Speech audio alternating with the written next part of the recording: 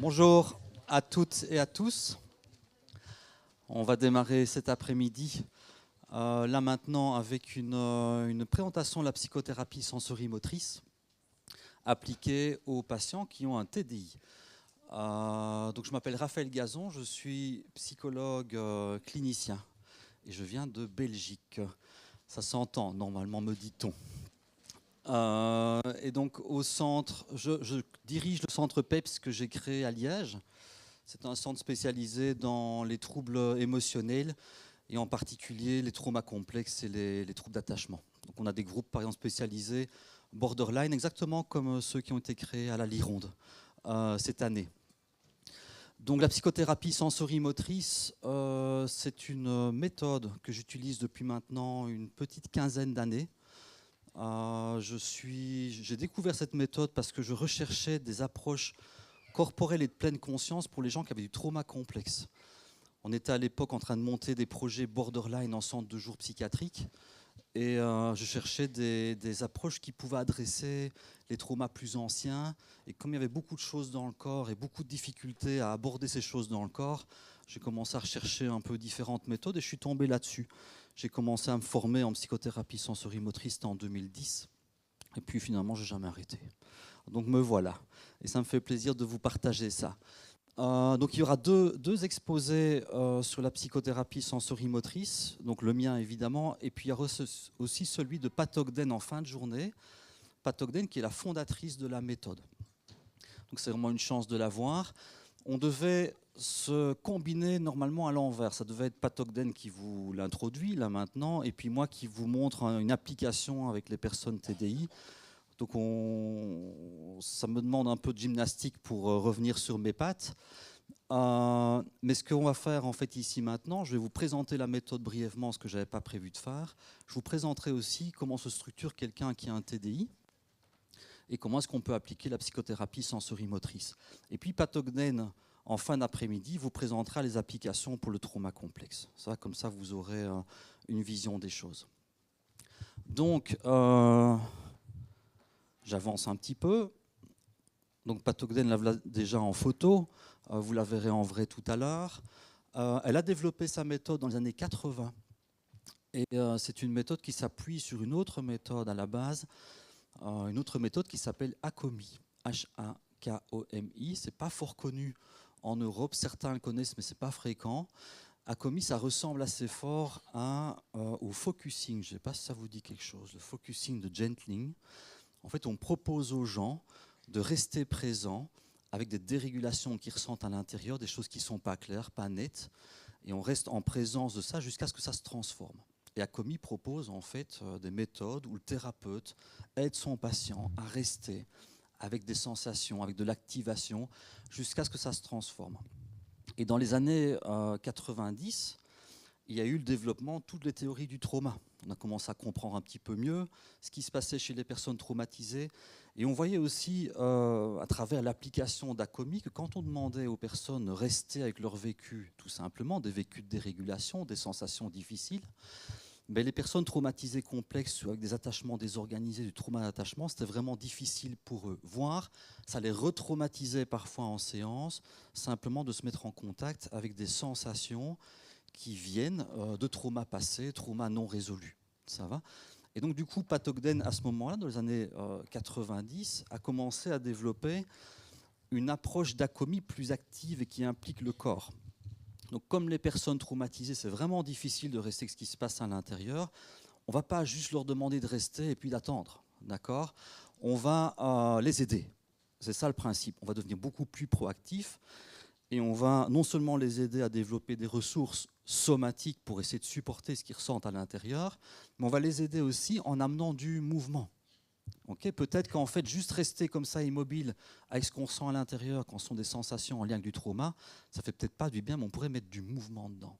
D'accord ? Et donc, ACOMI, dans cette branche trauma, est devenu ACOMI Bodyworks, et puis c'est devenu la psychothérapie sensorimotrice. Et donc, on va retrouver toute cette base de principes humanistes qu'on trouve dans ACOMI, plus toute une série d'ajouts pour pouvoir bosser avec des personnes traumatisées. Et puis il y a eu d'autres développements Dans les années 2000, on a introduit tout ce qui est dissociation structurelle. Et donc, on a commencé à réfléchir à comment appliquer la méthode avec des personnes qui sont morcelées, hein, et qui ont du trauma complexe ou de la dissociation complexe. Et donc, c'est cet aspect-là que j'avais prévu de développer avec vous. Donc, je vais vous présenter la méthode dans son application la plus simple, d'accord, dans un premier temps. Et puis, je vais vous montrer quelques morceaux de vidéo de l'application de cette méthode avec une de mes patientes qui a un TDI. Et là, vous voyez un peu l'application avec quelqu'un qui a un morcellement complexe de sa personnalité. Ça va? Donc, on travaille en psychothérapie sensorimotrice. C'est une thérapie orientée sur le corps. Pourquoi veut-on travailler sur le corps quand on bosse avec des personnes traumatisées? Je vais vous citer Van der Kolk, qui en parle très bien. Le cerveau ne cesse d'assimiler de nouvelles informations et de construire de nouvelles réalités tant que le corps se sent en sécurité. En revanche, si on est obsédé par le traumatisme, on perd sa capacité à assimiler de nouvelles informations et on construit et reconstruit sans cesse les anciennes réalités. Donc, quand vous cherchez, quand vous travaillez avec des personnes traumatisées, en gros, je simplifie très très fort, on cherche à les sécuriser. On est bien d'accord? Ouais. Mais ce n'est pas parce que quelqu'un va se répéter dans sa tête « je suis en sécurité, je suis en sécurité, je suis en sécurité » qu'il va se sentir en sécurité.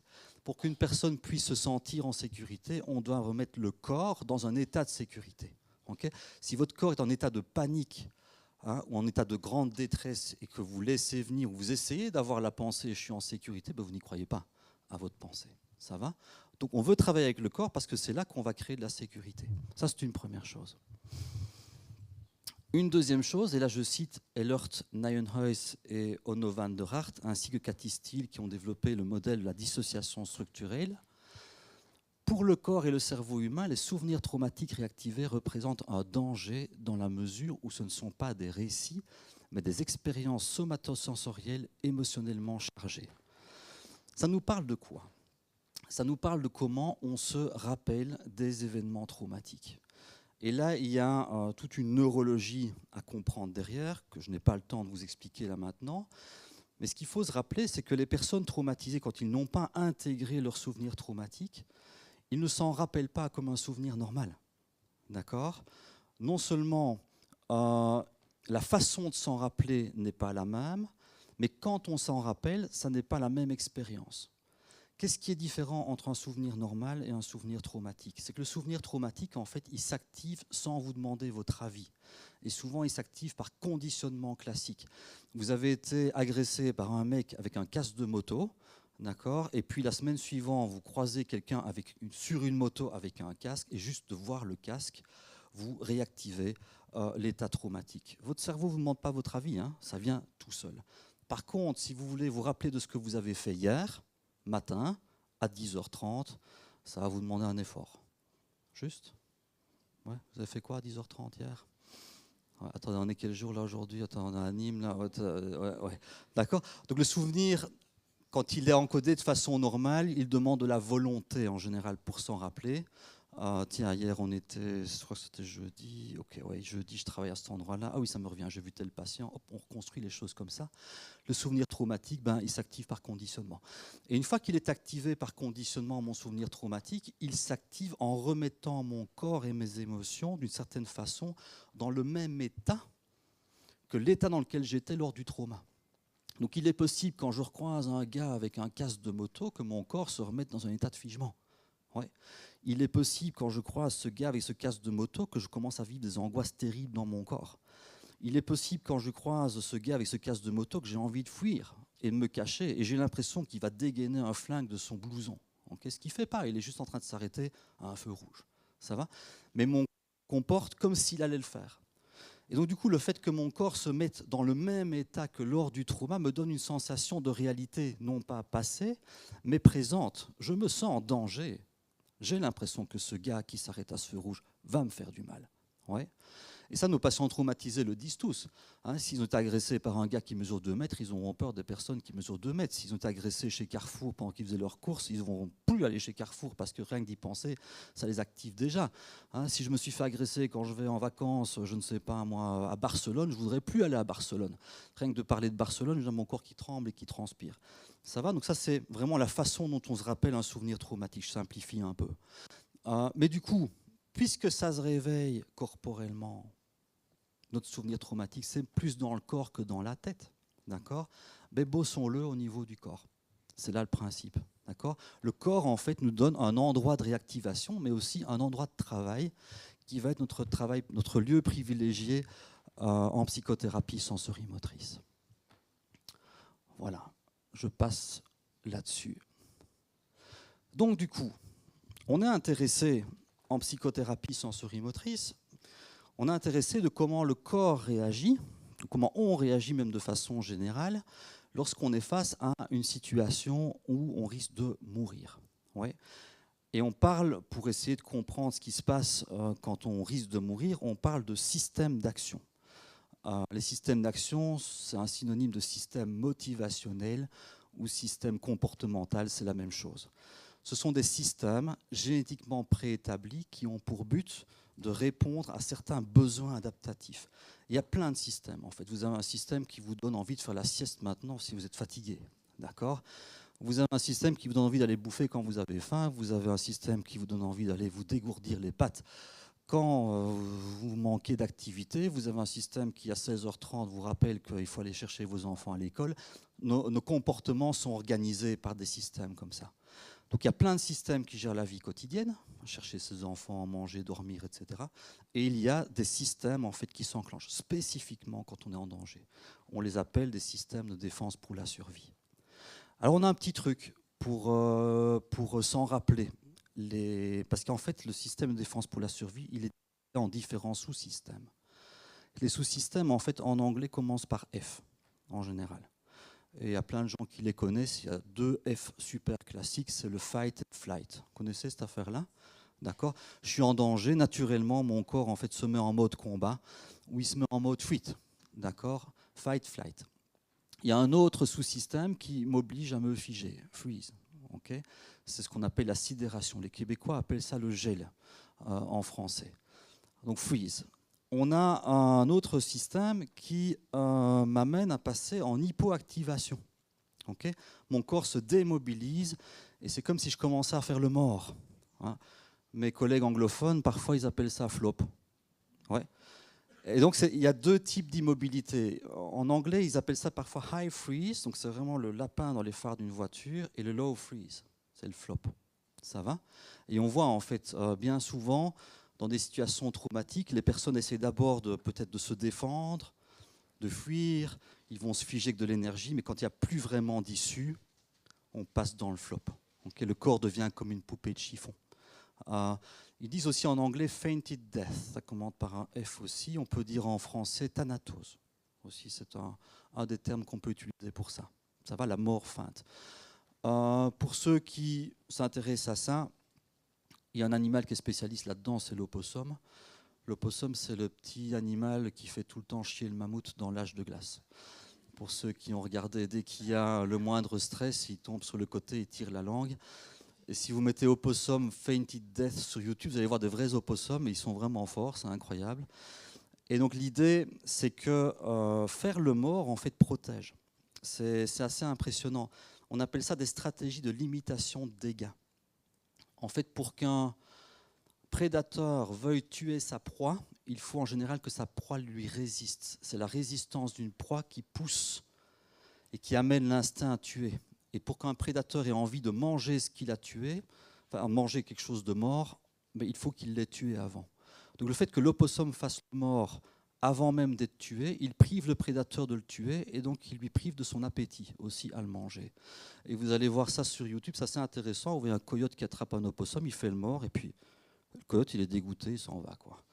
Et il y a un autre coyote qui vient, qui renifle et puis il s'en va aussi et puis les 2 sont partis. On voit l'opossum qui se relève et qui remarche. Ça, c'est fainted death. Ça va? Ce sont des systèmes de défense pour la survie. Fight, flight, freeze, flop. Okay, ce sont toutes des F. Il y a aussi le cri d'attachement. Vous vous promenez en rue, quelqu'un vous agresse, vous criez, c'est un cri d'attachement, c'est un cri d'appel à l'aide, au secours, pour que quelqu'un vienne. Mon collègue Tony en Angleterre, il appelait ça friends, appeler des amis. Okay, c'est une façon de vous rappeler. Et puis, il y a des systèmes, je trouve qu'on doit les ajouter, mais qu'on ne retrouve pas souvent dans les listes officielles, c'est se cacher. Ça ne commence pas par F, hide. Ouais. Les enfants utilisent beaucoup ce système quand ils sont en danger, se cacher. D'accord. Et puis il y a aussi un autre système qu'on ne met jamais dans la liste, mais c'est important de le retenir parce qu'il peut faire trauma, c'est sauver les gens qui sont proches. Ouais.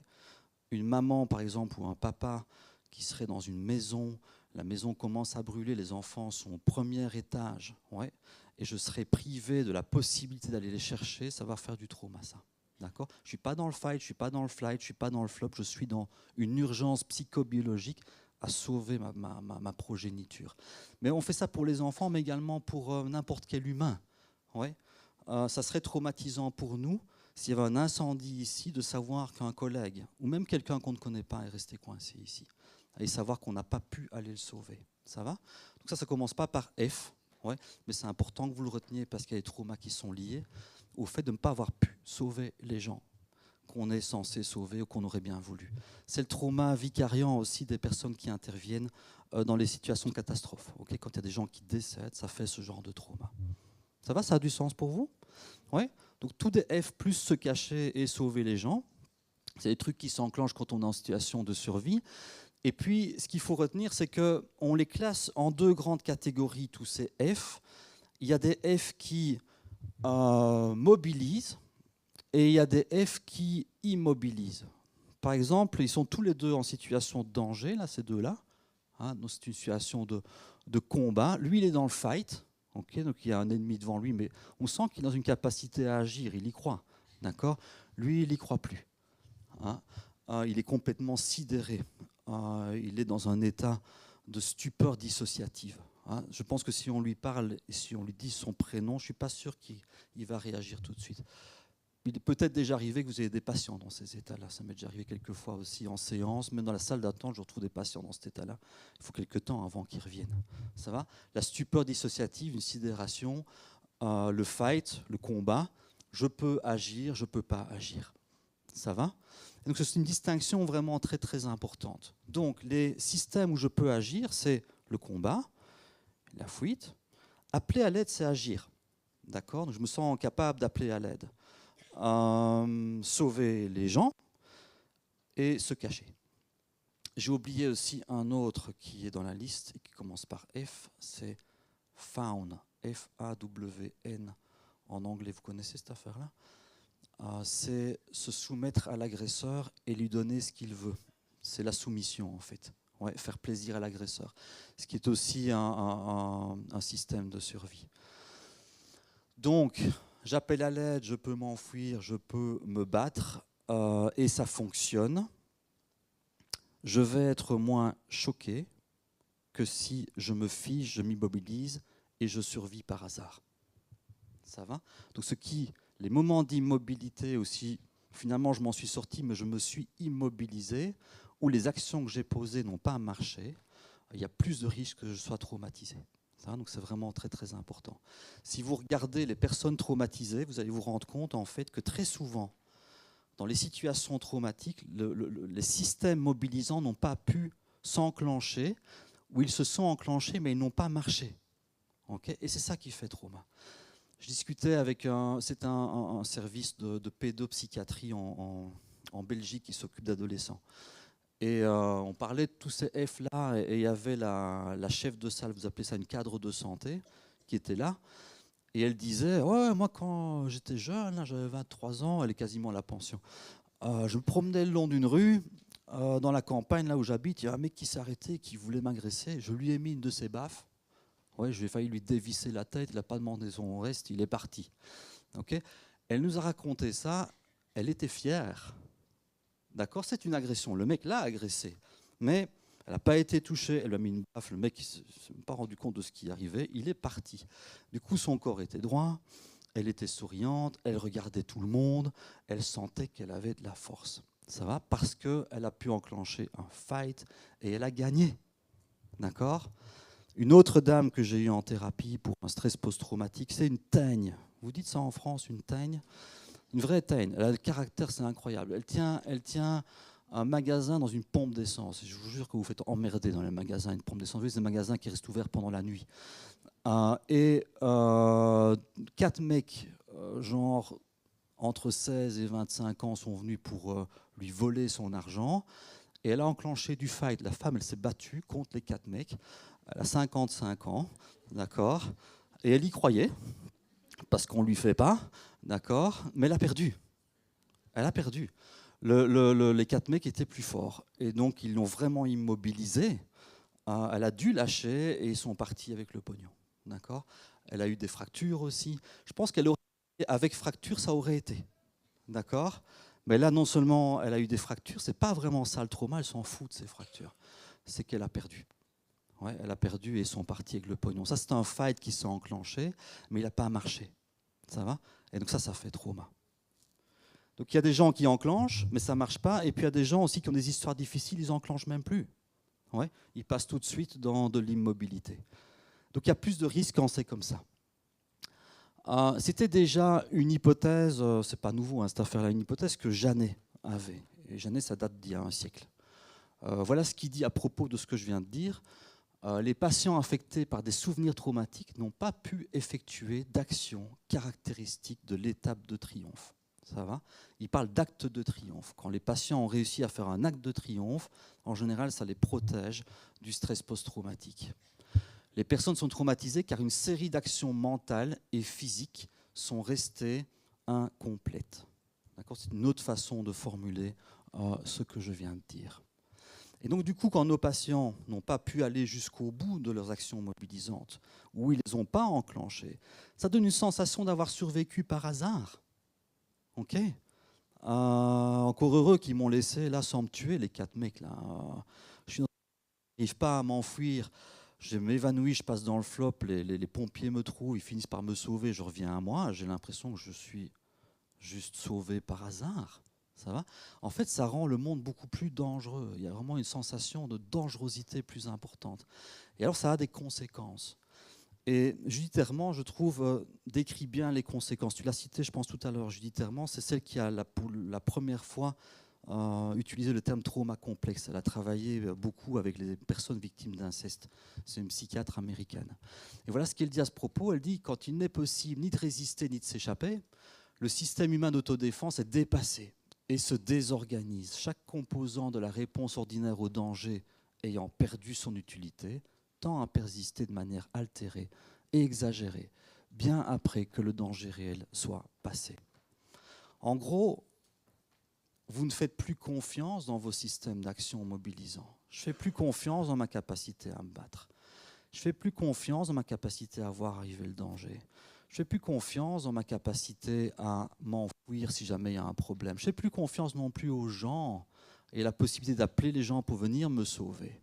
Et donc, du coup, mes systèmes d'action commencent à se désorganiser, à se déréguler. Ça veut dire que certains vont fonctionner plus fort, d'autres vont fonctionner moins fort. Ou certains vont osciller entre trop fort et pas assez fort. Certaines personnes, avant trauma, savent dire non, savent entrer en conflit, savent dire « écoute, là, tu m'emmerdes ». Ouais. Après trauma, ils ne savent plus. Leur système de défense, d'attaque est bloqué. Ça va? Il y a des personnes qui vous disent, moi, quand quelqu'un, voilà, je suis à une soirée, quelqu'un vient me parler, un gars, par exemple, il me parle un peu trop près, etc., ça m'embête, je m'en vais. Enfin, c'est comme ça que je fonctionnais. Maintenant, je ne sais plus partir, je suis figé. Ouais. Et je me retrouve à devoir supporter des discussions que je n'ai pas envie, alors je me déconnecte. Okay, le système de figement marche trop fort, le système de fuite ne marche plus assez fort. Ouais. Et puis il y a des gens qui oscillent entre les deux. Je dis rien, je dis rien, je dis rien. Avant, je disais, mais je dis rien, je dis rien, je dis rien, jusqu'au moment où j'explose. D'accord ? Donc il y a des gens qui vont osciller entre des moments où le système de combat ne marche plus, ou plus assez, et des moments où il marche trop fort, ils vont commencer à gueuler sur leurs compagnes ou leurs enfants alors que ce n'est pas spécialement adapté. On a un système de combat qui est désorganisé. Ça va ? Et donc chaque système comme ça peut fonctionner soit trop fort, soit pas assez fort, soit de manière désorganisée après trauma. C'est ce qu'il y a à retenir. Et on dit alors que le système de défense pour la survie, celui qui contient et qui organise tous les F, là, d'accord? Mais il est lui-même désorganisé après trauma. Et donc, ce qu'on va chercher à faire, c'est de retrouver une façon flexible et adaptée d'utiliser le système de défense plutôt d'avoir le tout MEF qui s'active dans tous les sens et qui me rend la vie difficile. Ça va, ça a du sens ce que je raconte? Ouais, super. Donc, c'est F désorganisé. Hein, c'est ce figement qui vient se prendre, ce système de combat ou ce système de fuite qui va être à un moment donné mobilisé alors que je ne le veux pas. Tout ça, après trauma, va se mobiliser par conditionnement classique. Comme je le disais, quand je disais, ben tiens, on revit dans le corps. En fait, on revit dans le corps certains F. En général, quand on est confronté à une situation qui rappelle le trauma, où je raconte mon trauma à mon thérapeute en séance, mon corps se met à se figer. Ouais, mon corps se met à vouloir fuir. Mon corps se met aussi en mode agressif. D'accord ? Donc, ces F s'activent par conditionnement. Ce qu'il faut retenir, c'est que on a parfois la vision de quelqu'un traumatisé comme quelqu'un qui a fort peur, d'accord, qui va être fort dans le figement. Mais sachez qu'il y a des gens traumatisés qui ont un système de combat qui marche tout le temps après. Hein, il y a des gens qui, après trauma, deviennent tout le temps agressifs. Ouais, ou aussi entre figement et agressivité. On voit ça aussi, par exemple, chez des traumas, dans le trauma complexe, au niveau développemental. Par exemple, chez certains enfants, il y a des enfants qui frappent tout le temps. On pourrait dire qu'en fait, ils ont un système de combat qui marche de manière exagérée, pour des raisons traumatiques développementales en lien avec l'attachement en général. Ça va ? Donc on a aussi, en fonction de notre histoire, en fonction de notre genre, ouais, des manières toutes particulières aussi d'activer certains F et de désactiver certains F. Parce que certains F sont soutenus socialement, selon qu'on soit un homme ou une femme, et d'autres ne le sont pas. Ça va ? Donc on va voir parfois, chez certains hommes plus souvent, des stress post-traumatiques qui se traduisent par de l'agressivité. D'accord ? De l'agressivité. Et ça pourrait conduire ces mecs-là, par exemple, à se retrouver en tôle, pour des raisons X ou Y, ouais, ou avoir des problèmes de justice.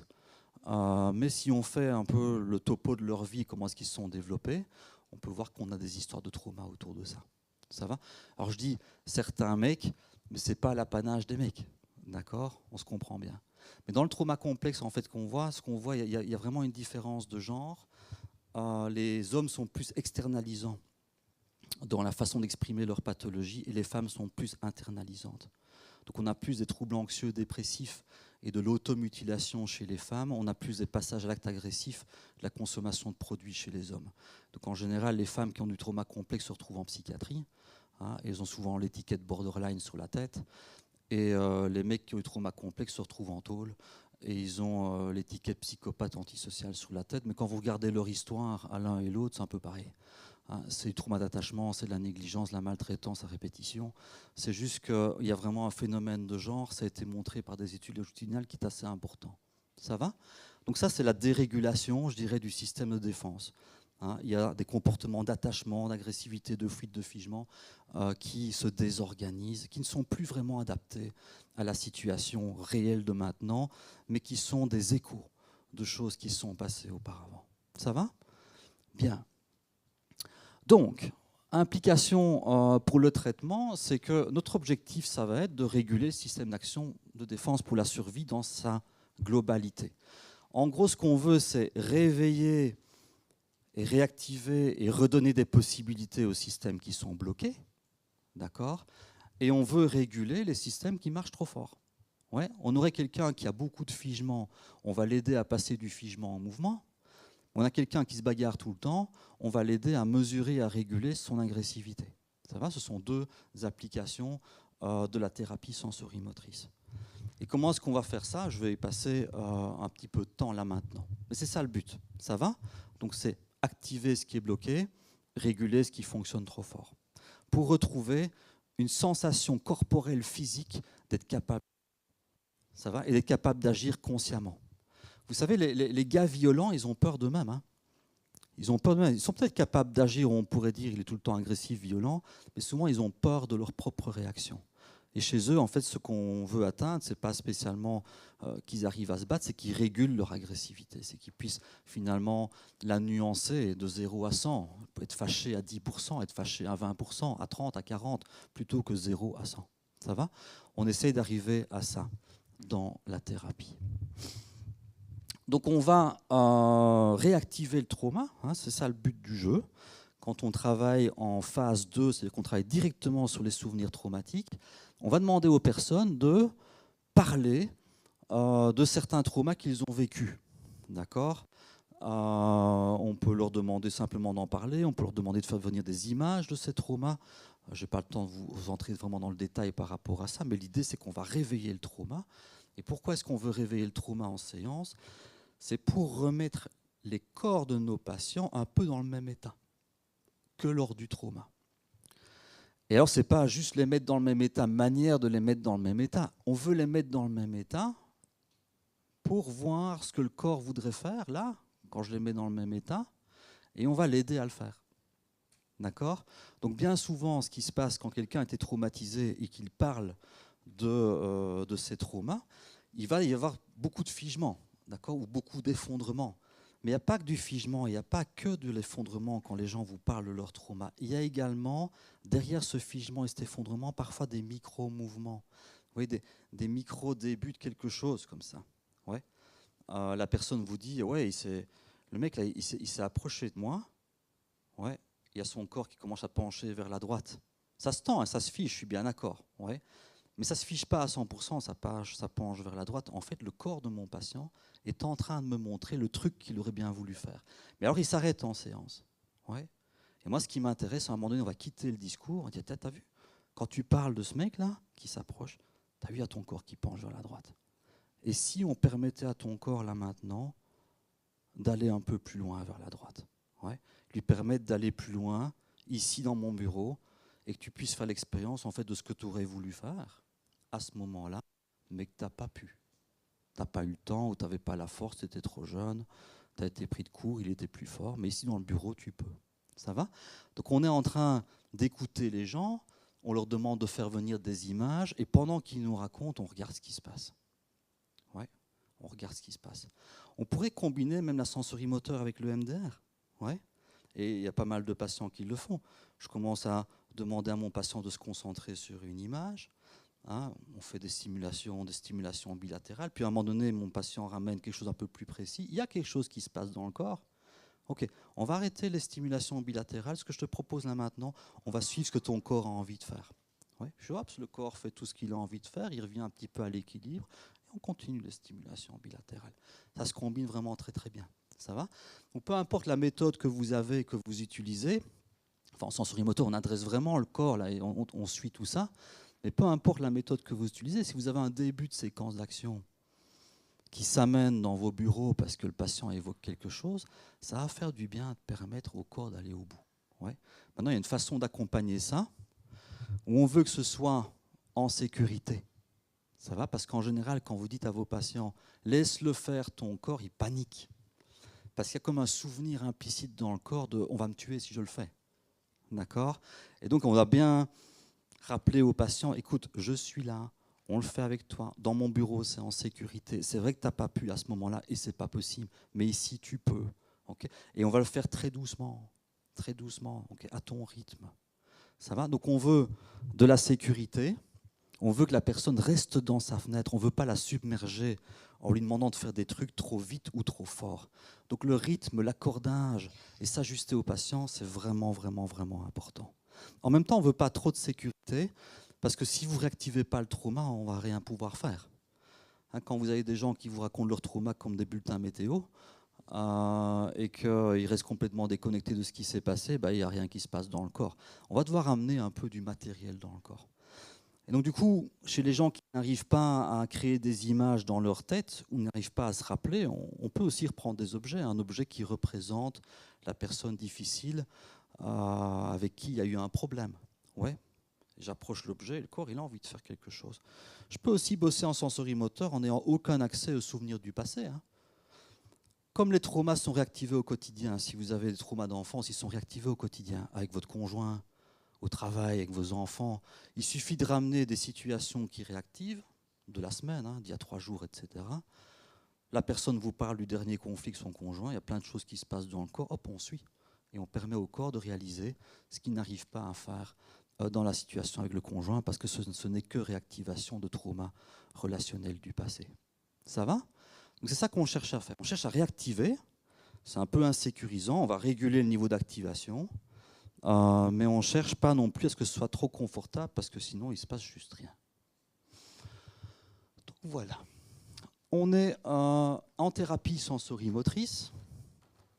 Je regarde l'heure. On est en thérapie sensorimotrice dans un traitement classique. Classique, ça veut dire qu'on va organiser notre traitement sensorimoteur comme beaucoup d'autres courants le font, c'est-à-dire en 3 phases. Ouais, la première phase, c'est une phase d'installation de ressources. Ça veut dire qu'on veut que nos patients soient capables de se réguler, qu'ils arrivent à nous faire confiance, qu'on gère peut-être toute une série de trucs problématiques au niveau de l'attachement. Et quand ils savent se réguler, qu'ils ont suffisamment de ressources, on passe à la phase 2. Et la phase 2, c'est bosser sur les souvenirs traumatiques. Et puis une fois qu'on a bien bossé sur les souvenirs traumatiques, que les choses sont apaisées, on passe à la phase 3. Et la phase 3, c'est avoir une vie qui vaut la peine d'être vécue. Ça va ? Le groupe que la Lironde a mis en place, c'est du travail de phase 1. Ouais, principalement, c'est des groupes d'apprentissage de compétences de régulation. Ce qu'ils font dans le service de Mehdi au Pont du Gard, c'est fort du travail de phase 1 et de phase 2. Ouais. Donc on fait de la stabilisation et puis on fait du travail sur des souvenirs. Ça va ? La thérapie sensorimotrice utilise la même structure. On ne va pas, comme des barbares, obliger les gens à faire revenir des images atroces de leur passé quand ils ne sont pas prêts. Okay, ça n'est pas du travail correct, c'est de la barbarie. Ouais, et si les gens ne veulent jamais, jamais, jamais de toute leur thérapie se concentrer sur les images de ce qui s'est passé, c'est pas grave. D'accord ? C'est vraiment pas grave, parce que c'est pas nécessaire. Il y a suffisamment de trucs qu'ils activent au quotidien pour aller bosser sur le matériel traumatique. Ça va ? Donc phase 1, on va stabiliser. Et cette stabilisation passe par l'apprentissage donc, de ressources. Et on va notamment développer des ressources somatiques. Alors, dans le travail de ressources, il y a 2 volets.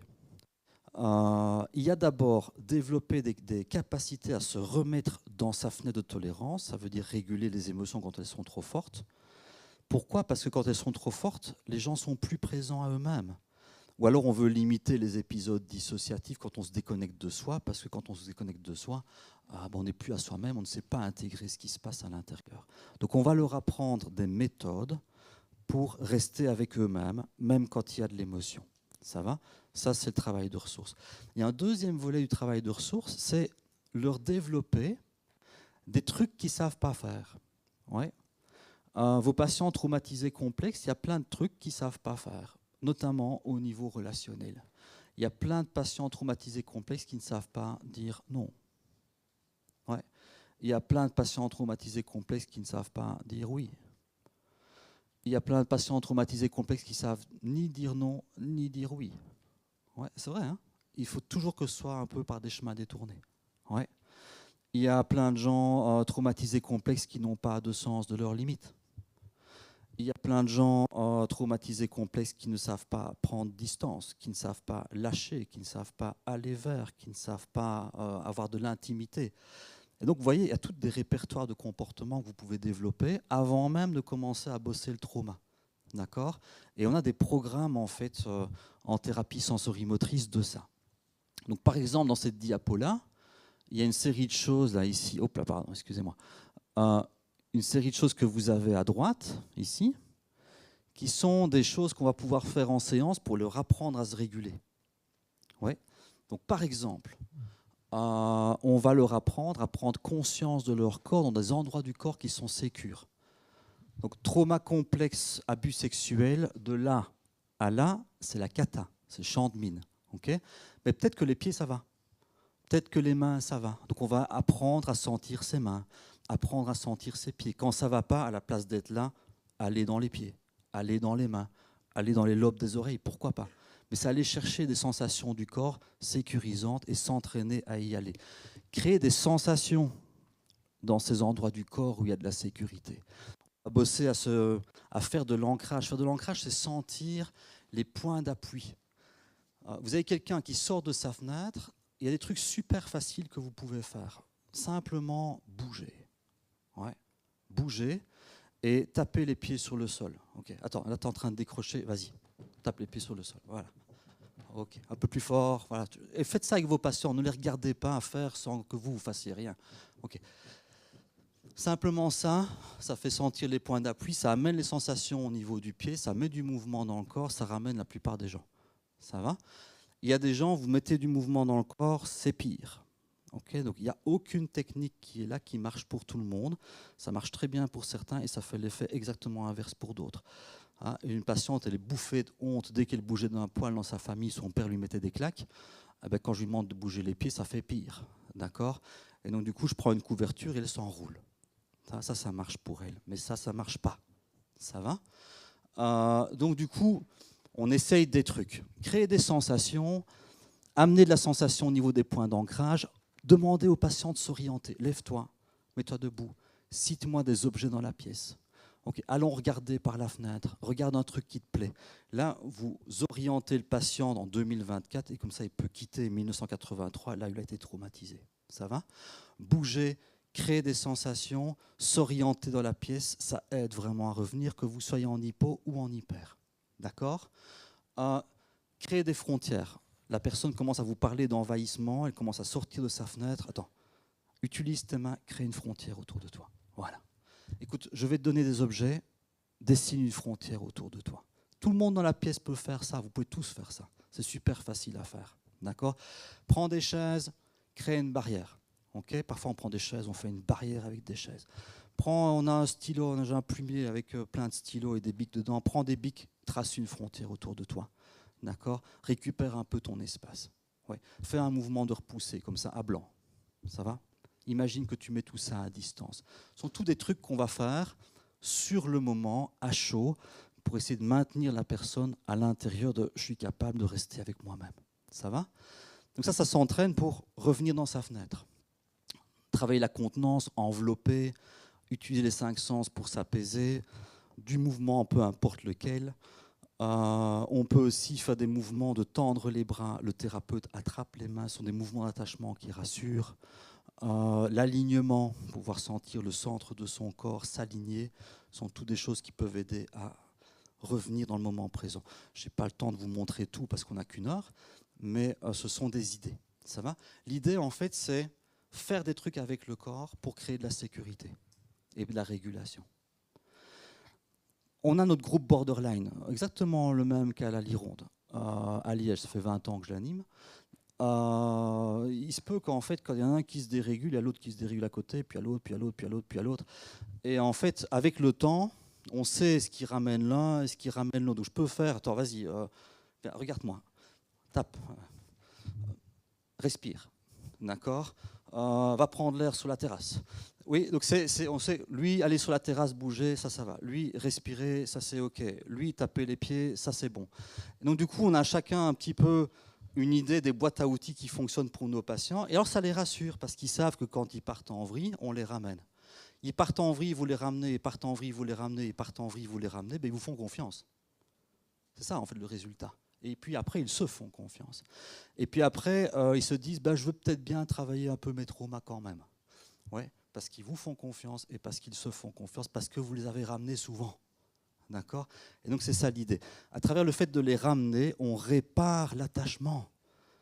Okay, la plupart des gens traumatisés complexes ont des traumas d'attachement. Leurs patients ne savaient pas les réguler. Enfin, leurs parents ne savaient pas les réguler. Et donc du coup, ils ne font pas confiance dans les thérapeutes, dans le fait que vous êtes capable de les ramener. Mais quand vous le faites, que ça dure et que c'est stable, attachement sécure acquis avec mon soignant. Et parfois, attachement sécure acquis avec un service entier. Je sais que quand je vais à la Lironde, on me récupère bien. D'accord? Donc à la Lironde, je suis d'accord de bosser mes traumas. Donc tout ce qui est attachement insécure, désorganisé, etc., c'est très flexible. Il y a moyen de créer des attachements sécures acquis avec des gens et avec des services entiers, avec des hôpitaux. Quand je sais que je vais aller à la Lironde, déjà avant, je me sens mieux parce que je sais que là-bas, ça va bien se passer. Ceux qui bossent en hôpital ici, quand vous réussissez ça, vous avez réussi votre travail de phase 1. Ouais. Et vous devenez des hôpitaux super soutenants pour les gens qui bossent en ambulatoire, parce qu'on sait que quand nos patients sont en crise, rien que de leur dire tu peux aller à l'hôpital là-bas, il n'y a déjà plus besoin d'y aller. Ouais. Ça, c'est vraiment très très important. Donc ça, c'est tout ce qui est apprentissage de techniques de régulation. Et donc, par rapport à ça, Janet, il disait déjà ça il y a 100 ans. Voilà ce qu'il dit. Ne semble-t-il pas assez probable qu'une transformation des mouvements par un processus d'éducation puisse avoir un effet sur la totalité des activités du patient et ainsi s'avérer apte à prévenir ou à ôter les troubles mentaux? Il disait en fait, essayez de voir ce qui manque à vos patients, les problèmes qu'ils ont, et créez des exercices pour les entraîner, des exercices physiques. Donc là, je vous ai parlé de frontières et de fenêtres de tolérance, mais par exemple, votre patient ne sait pas dire non. On peut créer plein d'exercices où on s'entraîne à dire non avec les mains. Okay, donc je fais ma frontière, il y a un objet qui veut rentrer, je l'arrête. Je dis non avec mes yeux, je dis non avec mes coudes, je dis non avec mon genou, je dis non avec mes pieds, peu importe, d'accord? Et puis après, je dis non avec ma voix, et puis je dis non avec mon ton, je dis non avec un son. Okay, en fait, je suis en train, à travers une série d'exercices physiques répétés, de créer une capacité corporelle à dire non. Ça va? Donc c'est ça, regardez un peu ce qui manque aussi à vos patients. Qu'est-ce qui manque? Est-ce qu'il lui manque une capacité à sentir son corps? Est-ce qu'il lui manque une notion de frontière? Est-ce qu'il lui manque une capacité à demander?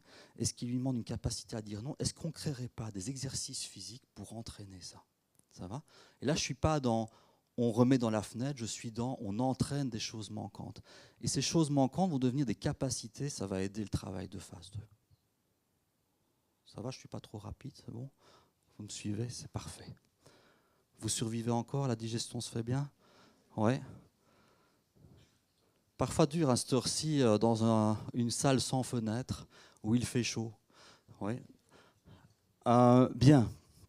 Et donc du coup, une fois qu'ils sont prêts, ils ont suffisamment de ressources, ben alors je peux commencer à bosser sur les souvenirs. Et donc en bossant sur les souvenirs, je vais tout simplement demander aux personnes de raconter les souvenirs. Je vais me focaliser sur certains aspects de ces souvenirs. Je vais laisser venir ce qui vient à l'intérieur du corps. Et puis en regardant ce qui vient à l'intérieur du corps, je vais être vraiment attentif à tout micro-mouvement ou micro-attitude comme ça que les gens ne se rendent même pas compte qui pourrait montrer qu'un mouvement a envie de se faire. Je vais attirer l'attention dessus. Tu as vu, regarde, tu as ton pied qui bouge quand tu évoques ça. Regarde un peu, est-ce que ton pied, ce ne serait pas qui bouge un mouvement que ta jambe aurait envie de faire? Et quand vous interrogez ça, souvent, il faut imaginer, vous avez votre patient, il est en train de bouger. Enfin, il vous parle. Et vous avez son pied qui bouge, ainsi, pendant qu'il vous parle d'un truc. Et vous lui dites, t'as vu, il y a ton pied qui bouge. Qu'est-ce qu'ils font la plupart des gens? Désolé. Ouais. Donc c'est pas parce que vous leur dites, t'as ton pied qui bouge, ça va les intéresser. D'accord? En général, ils auront l'impression d'avoir fait une faute et que vous allez les punir, comme on vous à l'école, quand on bougeait sur la chaise. Donc quand on décide avec les patients de suivre le corps, on doit leur expliquer qu'on va le faire. Ça va? On va un peu travailler au niveau de ton corps, on va évoquer des choses.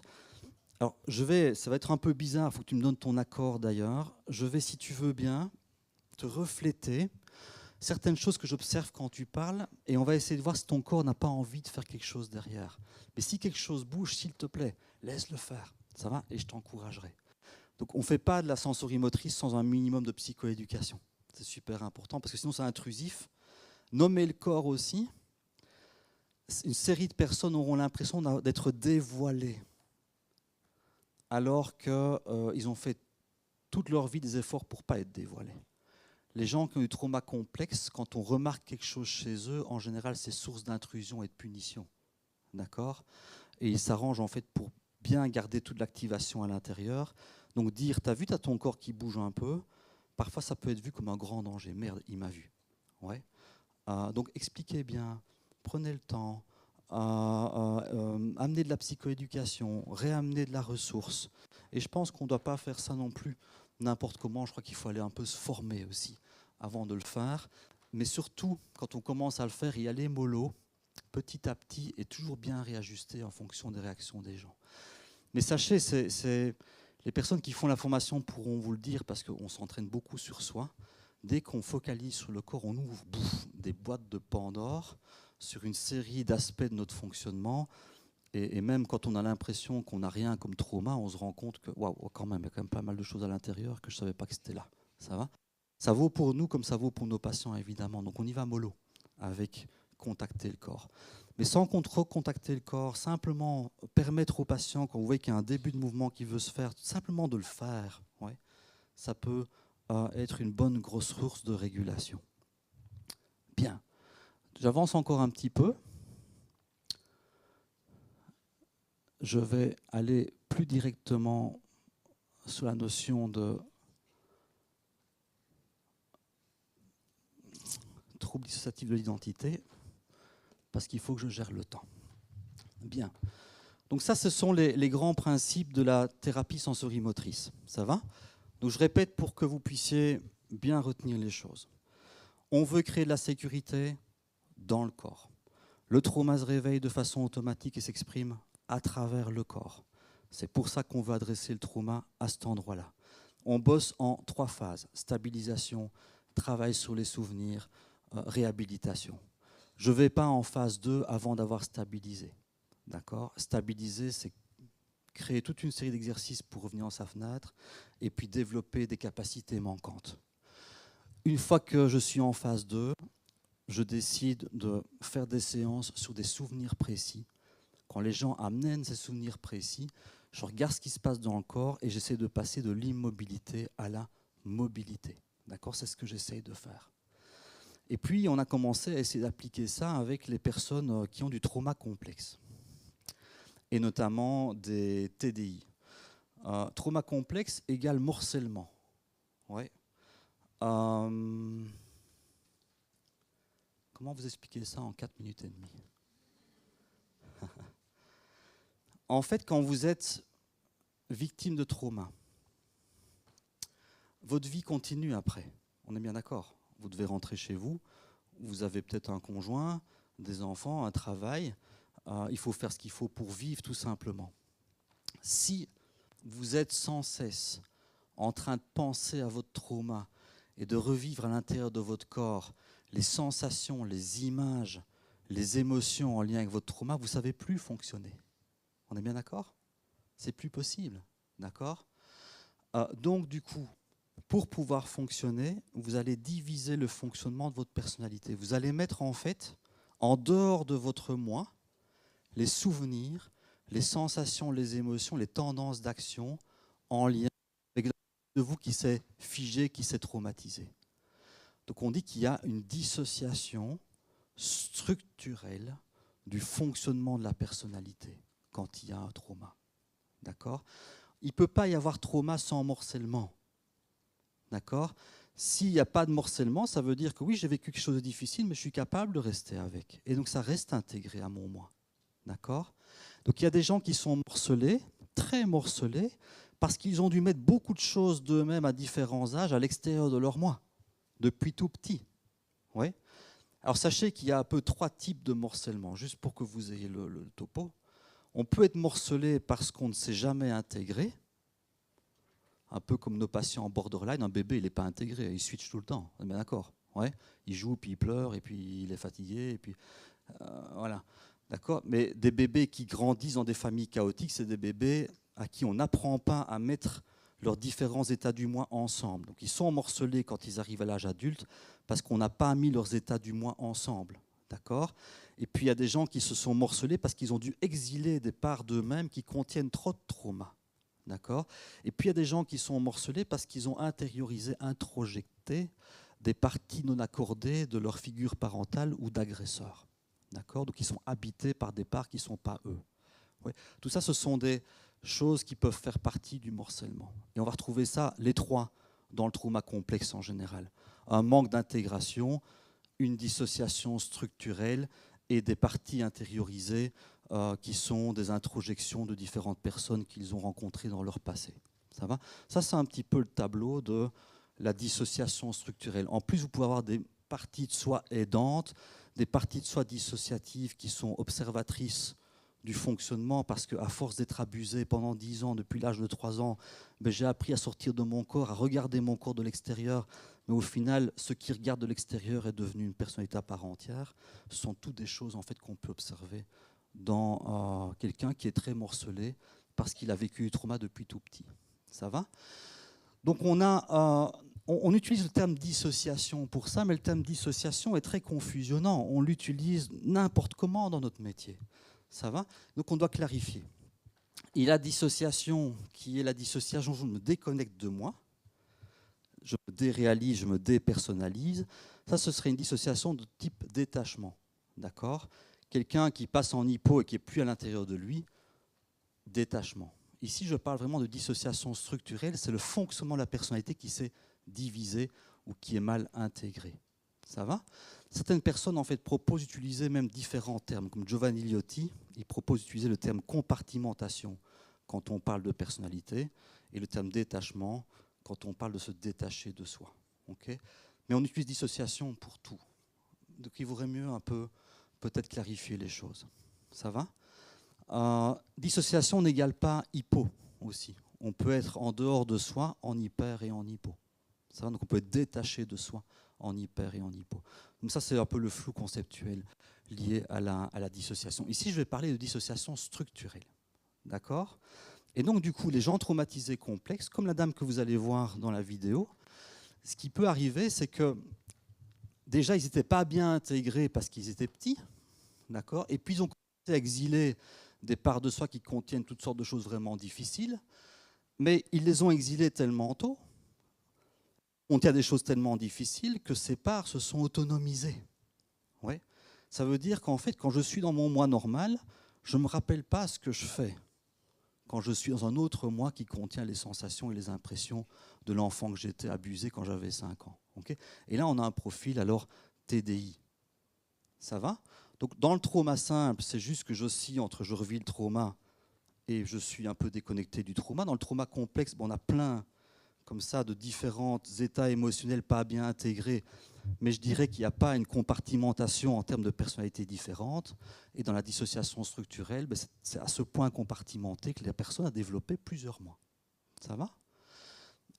Au niveau conceptuel, Giovanni Liotti proposait de parler de petite compartimentation et de grande compartimentation.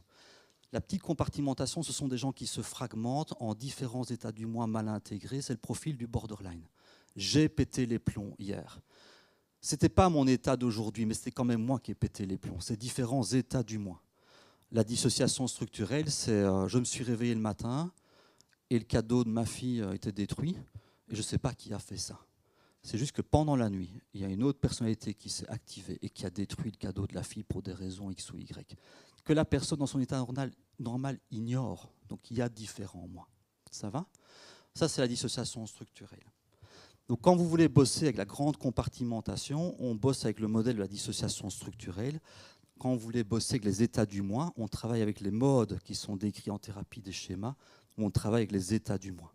Ça va?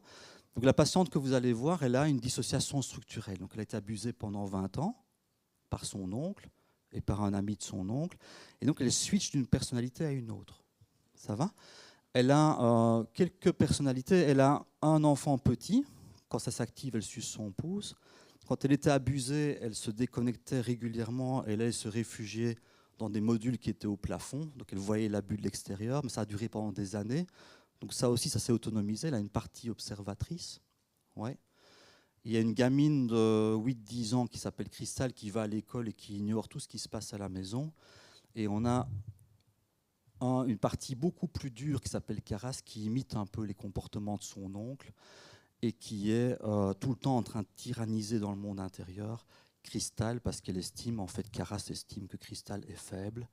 Et Caras estime aussi que la patiente, dans son état normal, n'arrive pas à se défendre, qu'elle est faible et on ne peut pas lui faire confiance. Donc, vous voyez, c'est très compartimenté. Ça va? Et quand elle switch de l'un à l'autre, elle ne se rappelle pas toujours. Elle me dit, mais moi, je me suis retrouvé au centre de Liège, je ne savais pas ce que je foutais là. Ouais, où je me suis retrouvé avec quelque chose sur la table de mon salon, je ne sais pas qui l'a acheté. Ça, en fait, elle a tout un monde comme ça qu'elle a à l'intérieur et qui lui faisait vraiment bien gérer. Et donc, du coup, ici, la voilà.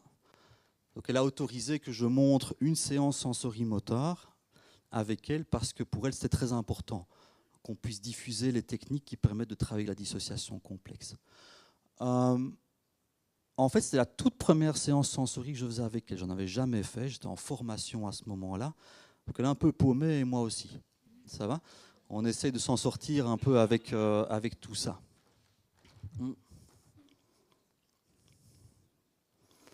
En fait, l'idée, vous voyez par exemple quand vous avez différentes personnalités où les gens ne sont pas bien intégrés, quand vous proposez un repoussé, il y a peut-être une partie de la personne qui adore repousser, mais il y a peut-être une autre qui déteste. Oui.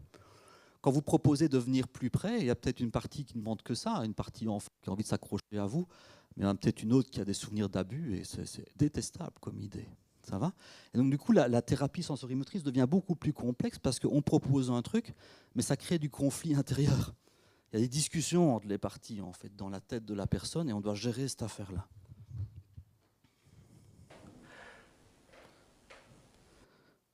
Donc c'est une séance, en fait, de phase 1. Je lui propose de travailler ses frontières.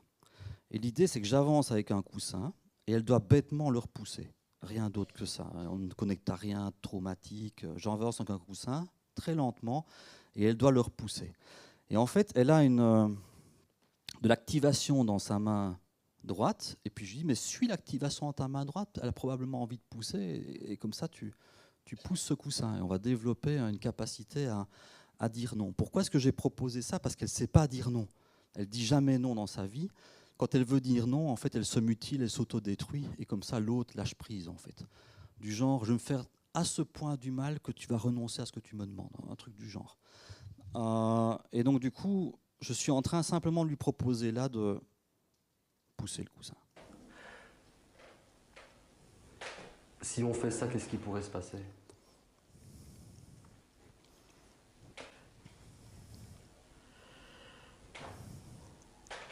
On va voir quand je m'énerve, on va voir quand je suis faible. Et ça va pas, faut bazarder ce truc-là. Oh, arrête. Restez bien avec moi. Ouais.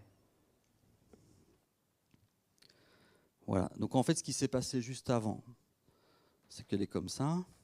Je lui dis, allez-y, suivez votre main. J'amène le coussin et puis elle switch là-dedans. Puis elle me dit, ça sert à rien de faire ça. Je lui dis, mais pourquoi? Parce que on va voir quand je suis faible. Et puis vous avez vu, après 2 minutes, il y a un truc qui dit arrête. Ouais. Parce qu'en fait, à l'intérieur d'elle, il y a un conflit. Donc ça, c'est Caras qui sort, en fait. Caras, c'est une partie dissociative qui est fort dans le combat.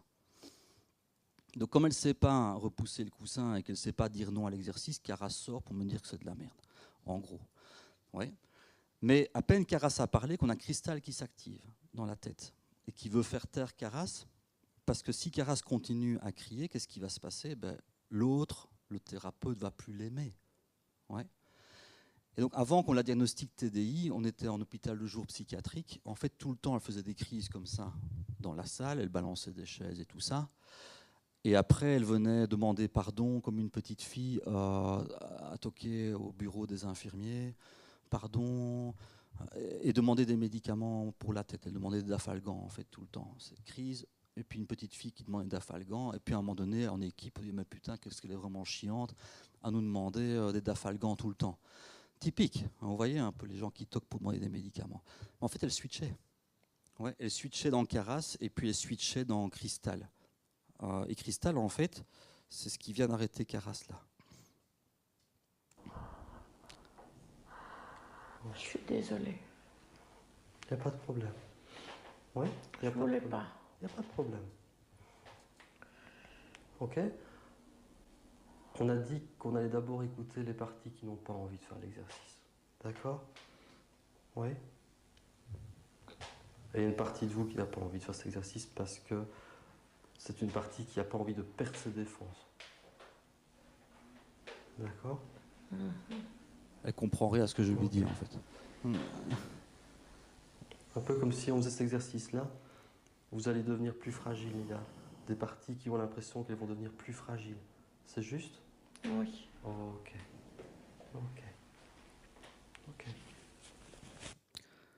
Donc en fait, Cristal, elle a 8-10 ans, mais je continue à la vous voyez.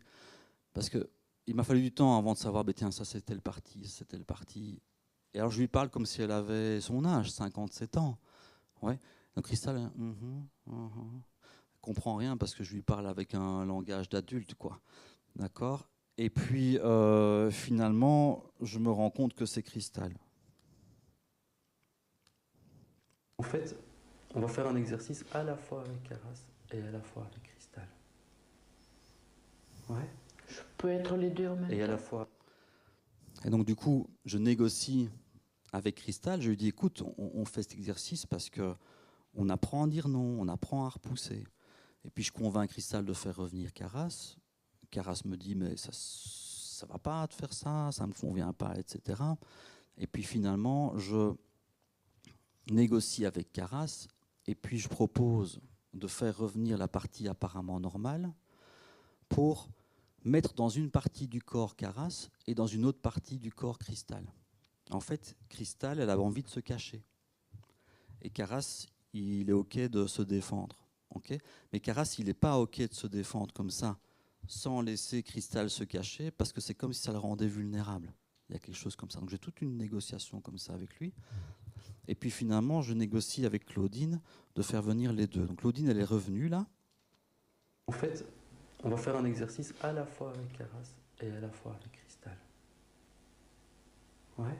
Je peux être les deux en même temps. Et à la fois avec vous. Ce que je vous demande à vous, c'est de vous mettre dans vos pieds. Ouais. Donc je lui demande de revenir vraiment dans son moi normal. Voilà, vous allez vous mettre dans vos pieds. Et elle va essayer de faire venir ces parties dissociatives dans différentes parties de son corps. Restez bien dans les pieds, ok, vous ne partez pas. Restez bien dans les pieds, uniquement dans les pieds. Ici et maintenant 2014. Ouais. Ok. Bien. Alors on va permettre à Cristal de se protéger comme ça. Et on va autoriser Caras à pousser comme ça. Ouais. Ou à jeter ce coussin si c'est l'envie de jeter qui vient. Ouais. Ok. Donc il y a de l'énergie dans la main droite. Ok.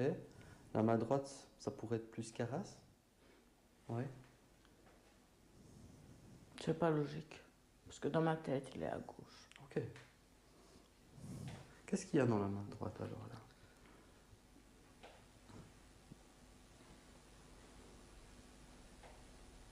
Je sais pas.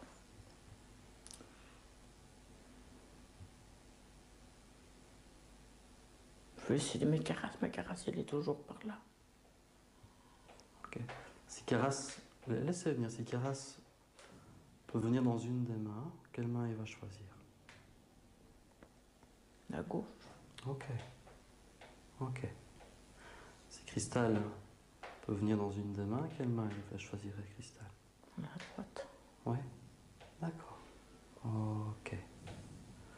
On va d'abord laisser venir Cristal et d'abord faire ce mouvement avec la main droite. Ouais. Avec Juste se protéger. Ouais, laissez venir ce mouvement. Laissez venir ce mouvement. Et là, on travaille en se cacher. Ok. On peut même se cacher. Ouais. On peut même se cacher. On peut même se cacher. Voilà. Et vous restez bien dans les pieds. Ouais. Restez bien dans les pieds. Et Cristal est dans la main droite. Elle peut même se cacher. Très bien. Elle peut même regarder à travers le pull. Ouais. Elle peut même regarder à travers le pull. C'est bien comme ça. Hein? Ouais. Ouais, c'est bien comme ça. Ouais. Ok. Dans l'autre main, on va laisser venir Caras. Ouais. On continue. On le refait encore un peu. Très bien. Bien. Très bien. Ok. On va le faire encore un petit peu. Voilà. Très bien. Très bien. Je vais super lentement. Je ne sais pas si vous vous rendez compte. Super lentement. Parce qu'en fait, je la perds si je vais trop vite. Ah. Encore un peu. Protégez avec la main gauche. Protégez. Voilà, protégez votre espace. Voilà. Je rapproche un peu le coussin. Juste protéger cet espace. On se met bien dans les pieds. Là, je recommence parce que je l'ai Bien perdue. du pied. Elle a décroché, je la Vous ramène dans observez ses à la pieds. fois Cristal et Caras. On reprend.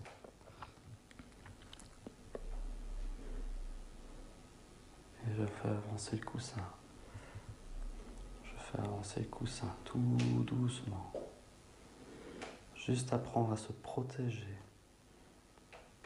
À la fois la main droite qui protège le centre et la main gauche qui repousse.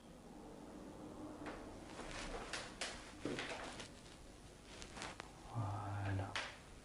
Très bien. La main gauche va vers l'avant. On protège. Protégez votre espace. Très bien. Il y a une belle énergie dans la main gauche. Une belle énergie dans la main gauche. Très bien.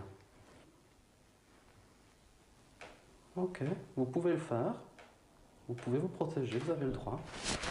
Ok. Bien.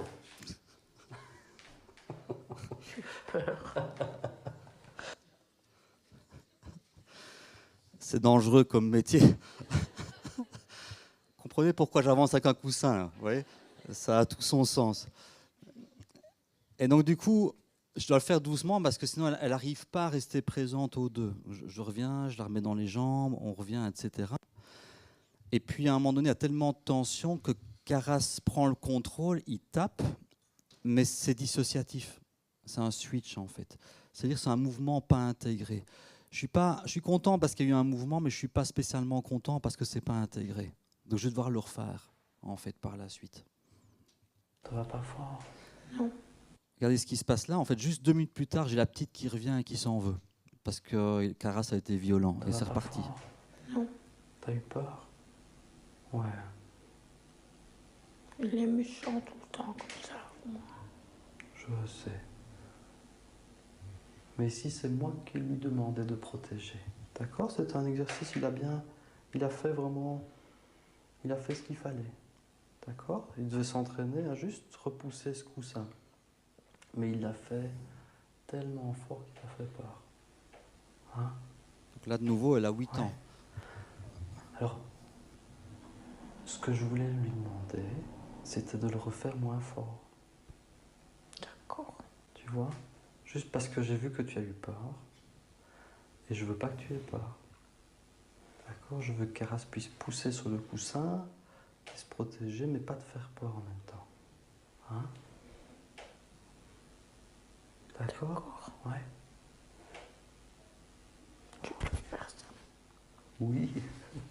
Voilà, tu peux te cacher. Tu fais comme tout à l'heure, tu te protèges bien avec Donc ta l'idée, c'est main. qu'on va le refaire. Cache derrière le Mais on doit le faire Tu peux regarder à travers aussi le pull. doucement de la On voit à partie travers intérieure le la pull, plus un peu, non? fragile. Pas beaucoup. Pas Il ne beaucoup. faut pas que Cristal ait peur Alors, quand le comme ça, mouvement tu se peux juste fait. passer tes yeux comme ça au-dessus. Voilà.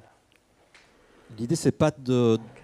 mettre un coup de poing classique, c'est vraiment de faire les choses consciemment. Et donc on va le refaire tout Doucement. simplement On va comme laisser ça. venir le mouvement doucement. Ok, le coussin vient doucement, donc on peut se protéger doucement. Ok, regarde un petit peu. Je mets le coussin en bas, comme ça.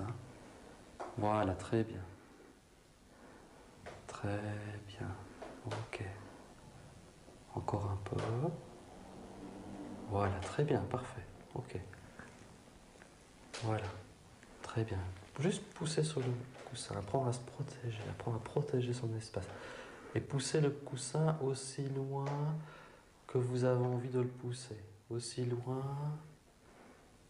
que vous avez envie de le pousser. Voilà, là c'est bon. Très bien. Comme ça, c'est bon. Ok. Bien. Ok, très bien. Ok. Le coussin ne pouvait pas aller plus loin. Il y avait une bonne protection. Et il n'y a pas eu trop de violence, ça ne fait pas trop peur. Ok? On le refait? Viens être avec moi. Et on continue. Une fois que c'est bon, on le refait Protéger quelques fois pour l'instaurer un peu et l'intégrer. son espace. Voilà. Bien.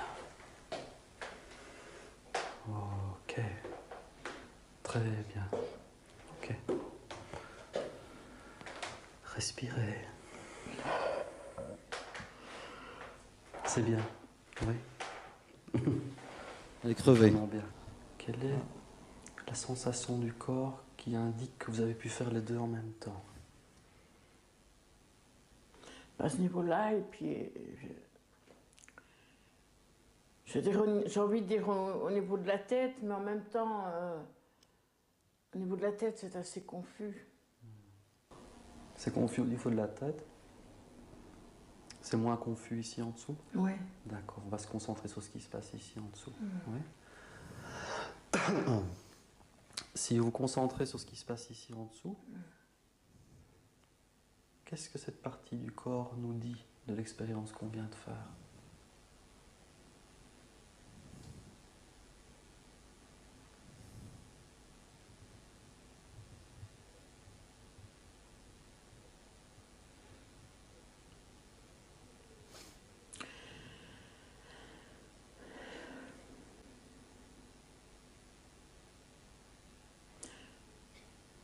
Mais que malgré que c'est très différent, la protection est repoussée, il y a quelque chose qui se met d'accord entre les deux. Ok. Cette zone-là indique qu'il peut y avoir un accord entre se protéger comme ça et repousser. Ouais. Oui. D'accord. Restez avec cette sensation qui vous indique que les deux sont possibles en même temps. Voilà, ça a duré 1h30, la séance. 1h30, elle était épuisée parce qu'il a fallu négocier, trouver les mouvements, la ramener toute une série de fois. Le mouvement a clashé. Mais c'est très souvent le cas. Ici, elle a un TEDI, donc elle a une grande compartimentation, mais tous vos patients traumatisés ont un minimum une petite compartimentation. Donc beaucoup de choses que vous allez proposer, beaucoup de mouvements qui peuvent être faits vont être perçus comme bons pour une partie et pas bons pour une autre. Et vous avez vu, en fait, elle dit, mais Caras, il est à gauche. Moi, je croyais qu'il était à droite parce qu'il y avait beaucoup d'énergie dans sa main. Ouais. Elle me dit, mais non, il est plutôt à gauche. En fait, chaque partie habite le corps à certains endroits et d'une certaine manière. Imaginons la personne ne veut pas pousser parce qu'elle ressent à l'intérieur comme une partie d'elle petite qui sent que c'est interdit. On dit, OK, pas pousser. Concentre-toi là sur ce qui se passe au niveau de ton ventre. Tu as l'impression que c'est une sensation de toi adulte ou de toi plus jeune? Jeune, ok. Est-ce qu'on peut main de toi adulte, là où tu sens le moi plus jeune, on va d'abord l'apaiser un peu, et après on fait le mouvement. D'accord? Donc on fait un mouvement de l'adulte qui veut juste dire non, mais on rassure une part plus petite qui a juste peur en fait de ces mouvements-là. Ça va? Donc en fait l'idée quand il y a du morcellement, c'est que le mouvement ne convient pas nécessairement à toutes les parties, mais peut-être qu'on va faire un mouvement avec une partie, un autre avec une autre, parfois séquentiellement, je fais d'abord un mouvement avec une et puis après avec une autre, et parfois en même temps. Et elle le dit super bien, j'ai l'impression, là maintenant je sens ici, que les deux peuvent aller en même temps, c'est-à-dire que Caras et Cristal peuvent être un peu là en même temps. Donc c'est comme si on avait un peu d'intégration, parce qu'il y aura beaucoup de séances derrière, entre Caras et Cristal, alors que c'est vraiment difficile entre les deux. Donc voilà, c'était là-dessus que j'allais terminer. Je vous remercie pour votre attention. Je pense qu'il reste peut-être quelques minutes pour les questions. Lisa, tu me confirmes? Ouais. Donc la parole est à vous.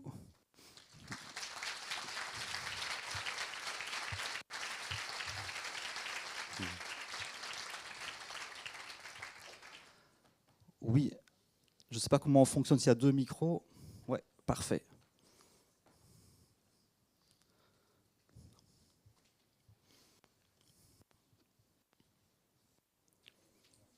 Ouais, il faut allumer le micro, là il y a une espèce de gâchette. Vous m'entendez? Oui. Oui. Okay. C'est très intéressant ce que vous avez dit. Par contre, j'ai un questionnement. Oui. Moi, dans ma grille de lecture théorique, je pense que nous avons la même, on parle de dissociation secondaire ou tertiaire. Oui. Est-ce que vous êtes d'accord avec ça? Oui. OK. Parce qu'il y en a qui ne sont pas d'accord. Aussi, on a une dissociation tertiaire. Tertiaire, TDI. Oui, c'est ça. Comme vous, là, vous parlez de 2 PE. Il y en a plus que ça. OK, oui. Voilà, c'est ça. On a bossé juste 2. OK. Ouais, mais il y en a 4 ou 5 qu'on a identifiés. Il y en a d'autres qu'on a identifiées parce qu'elles sont purement sensorielles et elles ne fonctionnent pas vraiment comme une personnalité à part entière. OK. Ouais. Et là vient ma question. Du coup, parce que c'était pour voir si on parlait le même langage, en fait. Parce que chacun a sa Il faut d'abord s'accorder un peu. OK. Ouais. On s'est accordé, c'est bon? Je crois. Okay, super. Du coup, la question est, est-ce que pour vous, c'est important de connaître toutes les PE ou on s'en fiche? On s'en fiche. Ok, on est d'accord aussi. Ouais. Super. C'est génial. Quoi? Ouais, c'est cool. Et la partie apparemment normale peut avoir différents états du moi. Merci. Voilà. Ok. D'accord, donc tout se mélange. Ok, super. Et donc au niveau catégoriel, quand on essaie vraiment de faire des catégories où on sépare les patients, parfois on n'y arrive pas. Ouais. Et c'est un grand bordel conceptuel. Ouais, c'est génial. Voilà. Même Mais chez cliniquement, vous. on s'en fout. C'est génial. Voilà. Chez vous et chez nous, c'est pareil. C'est top. Voilà. Mais au niveau de la recherche, on s'en fout pas. Voilà. Ouais. Oui. Parce qu'en plus, maintenant, il y a le phénomène de Munchausen par Internet aussi, avec les personnes qui suivent Olympe, l'influenceuse, et puis qui construisent des TD. On doit faire face à cette complexité-là aussi. Ouais. Mais on s'en fout aussi. Oui, voilà, je vous en prie. Merci. Oui. Du coup, j'ai vu que vous travaillez en collectif aussi. Moi, j'aimerais savoir les avantages du travail en collectif, Oui. à l'instar du travail individuel, parce que je trouve que c'est, en tout cas l'exemple que vous Oui. citiez, est hyper intéressant en termes d'apprentissage Oui. collectif. Bah, tiens, on peut s'autoriser à avoir des réponses différentes. Donc, je trouve, toi, tu vas dehors, toi, tu vas... Oui. Et je trouve que ça, Ouais. c'est intéressant. Peut-être qu'il y a d'autres avantages, je ne sais pas. Oui. Le tout gros avantage du collectif, donc on a deux groupes. Hein. On a un groupe borderline, on a un groupe TDI. Et le groupe TDI, c'est mon collègue qui l'anime, c'est pas moi. C'est expérimental pour l'instant. L'avantage, c'est comme on veut apprendre des ressources de régulation émotionnelle, c'est comme au AA. Le fait de faire ça à plusieurs, ça soutient. Parce qu'ils ont envie de faire comme d'hab, se mutiler, laisser l'impulsivité sortir. Donc ça demande beaucoup d'efforts de sortir de ces schémas. Et on crée toute une ambiance qui donne du support à ceux qui essayent. Ouais. Et ils s'apprécient l'un l'autre à force d'eux aussi. Et donc du coup, ils veulent venir le jeudi. Beaucoup de drop-out en fait, mais vous avez vu dans le programme 7% de drop-out. Quand on gère bien nos groupes, ils viennent. Ils viennent, donc on a des gens qui viennent en fait. Et donc du coup, en fait, nos patients en borderline, ils ne veulent jamais bosser sur eux, quasi. Ils veulent aller en séance individuelle et décharger leur mal-être. Donc du coup, on n'arrive pas à avancer en individuel. Parce que si on ne leur laisse pas décharger leur mal-être, ils ne veulent pas faire autre chose. Et donc du coup, on sépare en deux. On dit, OK, alors tu vas avoir un thérapeute individuel où tu peux décharger un peu. Ouais, mais on ne fait pas que ça. Mais par contre, au groupe, tu ne pourras pas. Donc au groupe, et tu l'as dit, hein, d'ailleurs, on a appelé ça un espace hors crise. Donc ça veut dire qu'on ne parle pas des mutilations, on ne parle pas des passages à l'acte. Par contre, on parle de son mal-être et on parle de ce qu'on a essayé de faire pour le traverser sans se détruire. On a de la place pour ça. C'est très rigoureux en termes de l'espace qu'on crée pour telle ou telle chose. Et donc au final, quand je peux parler de mon mal-être, de ce que j'ai essayé, mais je ne peux pas parler des crises parce qu'il y a tout un système qui m'interdit de le faire, mais pour exister, pour avoir de l'attention, pour être en lien, eh bien, je parle de comment j'essaye. Et alors on crée une ambiance qui donne du support aux régulations constructrices. Ouais. Et ils adorent. Mais ce n'est pas toujours simple. Parfois on a des beaux petits moments. Mais ça donne beaucoup de support. Si vous avez l'occasion d'ailleurs, dans les espaces que vous avez, de combiner groupe et individuel, c'est super. Et dans le groupe TDI, mon collègue David me dit, il y a un support entre elles, c'est que des femmes pour l'instant, qui est incroyable. Incroyable. En fait, nos patients TDI sont beaucoup plus faciles à gérer que nos patients borderline. Parce qu'en fait, la désorganisation est organisée. Ils switchent d'un état à un autre, qui font des trucs bien clairs. Par contre, nos borderline, c'est toujours un peu les deux. Il y a toujours un peu de la désorganisation. Et ils ont moins besoin d'avoir une gestion comme ça aussi stricte dans le groupe TDI. Mais par contre, il y a un support, une compréhension mutuelle et une interaction entre parties qui est vraiment une expérience, pour l'instant en tout cas, d'après mon collègue David, exceptionnelle. Ouais. Ouais. Ah, voilà.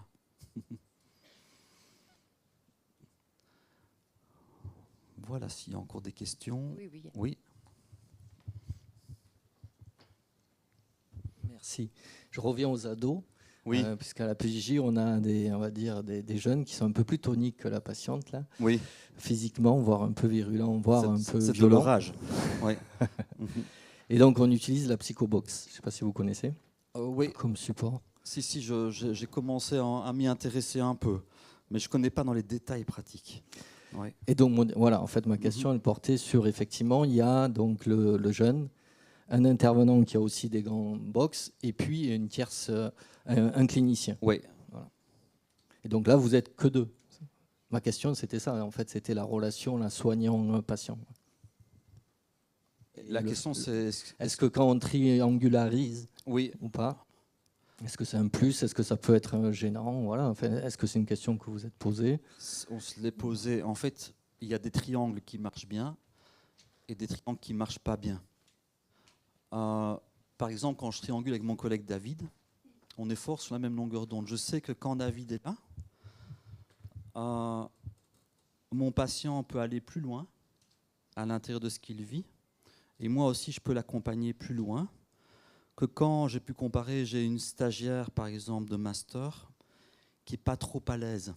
Okay, un peu comme s'il fallait qu'on la ménage, un peu elle. Et donc, du coup, le patient, même sans que ça se dise, ça se sent dans l'ambiance, n'y va pas.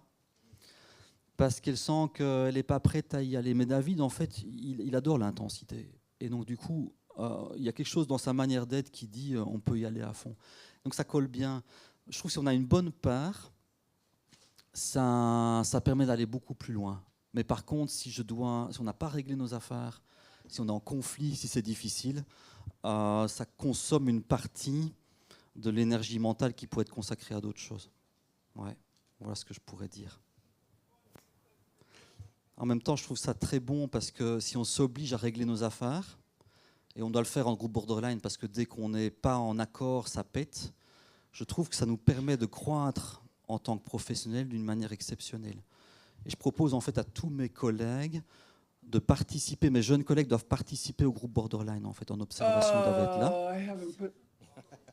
C'est la triangularisation. C'est Pat qui est là. That implies that I need to understand French so I know what I'm talking about. Elle nous entend? Ah ben voilà.